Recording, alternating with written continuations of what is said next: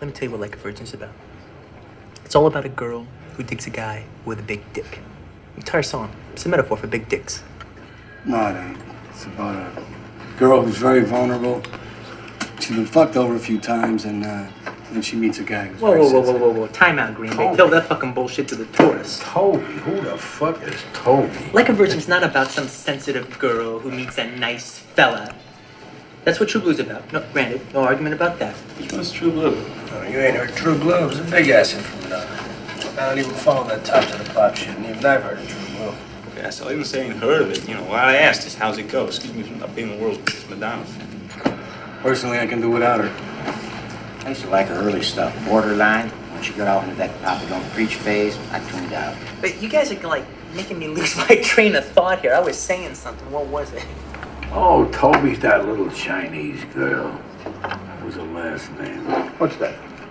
It's an old address book I found on a coat I haven't worn in a coon's age. What was that name? What the fuck was I talking about? So True Blue was about a guy, sensitive girl that meets a nice guy, but Like a Virgin was a metaphor for big dicks. Okay, let me tell you what Like a Virgin's about. It's all about this Coos, who's a regular fuck machine. Now I'm talking morning, day, night, afternoon. Dick. How many dicks is that? A lot. Then one day, she meets this John Holmes motherfucker, and it's like, whoa, baby. I mean, this cat is like Charles Bronson in The Great Escape. He's digging tunnels. All right, now she's getting this serious dick action, and she's feeling something she ain't felt since forever. Pain. Chew, Toby Chew. It hurts. It hurts her. It shouldn't hurt her. You know, her pussy should be bubbling up by now. But when this cat fucks her, it hurts. It hurts just like it did the first time. You see, the pain is reminding a fuck machine what it was once like to be a virgin. Hence, Like a Virgin. Wow. Give me that fucking thing. Hey, what the hell do you think you're doing? Give me my book. I'm sick of fucking hearing it, Joe. I'll give it back to you when we leave. What do you mean when we leave? Give me it back now. For the past 15 minutes now, you've been droning on about names. Toby Wong. Toby Wong. Toby Chung, fucking Charlie Chan. I've got Madonna's big dick coming out of my left ear, and Toby the Jap, I don't know what, coming out of my right. Give me that book. Are you gonna put it away? I'm gonna do whatever the fuck I want with it. Well, then I'm afraid I'm gonna have to keep it. Hey, Joe. Want me to shoot this guy? Shit. You shoot me in a dream, you better wake up and apologize. You guys been listening to K-Billy's Super Sounds of the 70s weekend? Oh, yeah, man, it's fucking great, isn't it? You believe the songs they've been playing? You know what I heard the other day?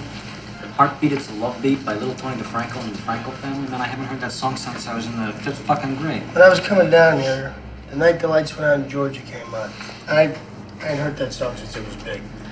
And when it was big, I must have heard it a million trillion fucking times. But this is the first time I ever realized that the girl singing the song is the one who shot Andy. Wait, I mean, you didn't know that Vicki Lawrence was the one who shot Andy? I thought it was the cheating wife shot Andy. Yeah, but they said that at the end of the song. Yeah, I know, motherfucker. I just heard it. That's what I'm talking about. Don't call me a motherfucker. I must have zoned out during that part before. All right. I'll take care of the check. You guys can get the tip. Should be about $1 apiece. And you, when I come back, I want my book. Sorry, it's my book now. Hey, I changed my mind. Shoot this piece of shit, will you?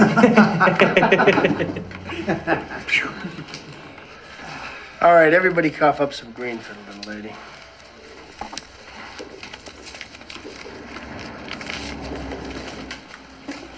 Come on, throw in $1. I don't tip. You don't tip? No, I don't believe in it. You don't believe in tipping? Do you know what these chicks make? They make shit. Don't give me that. She don't make enough money, she can quit. I don't even know a fucking Jew would have the balls to say that. Now, let me just get this straight. You don't ever tip, huh? I don't tip because society says I have to. All right, I mean, I'll tip if somebody really deserves a tip. If they really put forth the effort, I'll give them something extra. But, I mean, this tipping automatically, it's for the birds. I mean, as far as I'm concerned, they're just doing their job. Hey, this girl was nice. She was okay. I mean, she wasn't anything special. What's special? Take you in the back and suck your dick? I'd go over 12% for that. Look, I ordered coffee, right? Now, we've been here a long fucking time. She's only filled my cup 3 times. I mean, when I order coffee, I want it filled 6 times. 6 times? Well, what if she's too fucking busy? Words too fucking busy shouldn't be in a waitress's vocabulary. Excuse me, Mr. Pink, but the last fucking thing you need is another cup of coffee.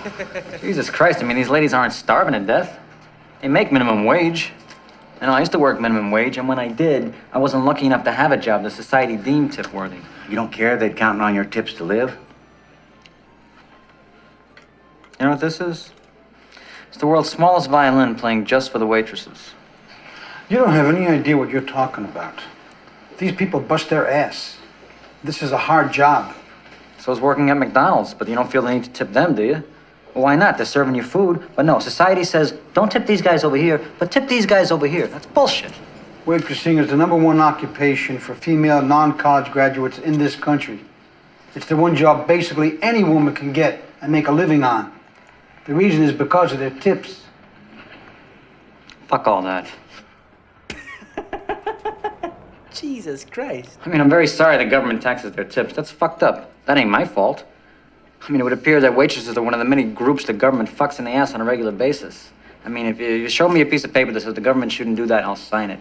Put it to a vote, I'll vote for it. But what I won't do is play ball. And it's non-college bullshit you're giving me. I got 2 words for that. Learn to fucking type. Because if you're expecting me to help out with the rent, you're in for a big fucking surprise. You just convinced me. Give me my $1 back. Hey, leave the dollars there. All right, Ramblers, let's get rambling. Wait a minute. Who didn't throw in? Mr. Pink. Mr. Pink. Why not? You don't tip. You don't tip? What do you mean you don't tip? You don't believe in it. Shut up. What do you mean you don't believe in it? Come on, you. Cough up a buck, you cheap bastard. I paid for your goddamn breakfast. All right, since you pay for the breakfast, I'll put in. But normally I would never do this. Never mind what you normally would do. Just cough in your goddamn buck like everybody else. Thank you. That was the Partridge Family's Doesn't Somebody Want to Be Wanted, followed by Edison Lighthouse's Love Grows Where My Rosemary Goes, as K. Billy's super sounds of the 70s weekend just keeps on trucking.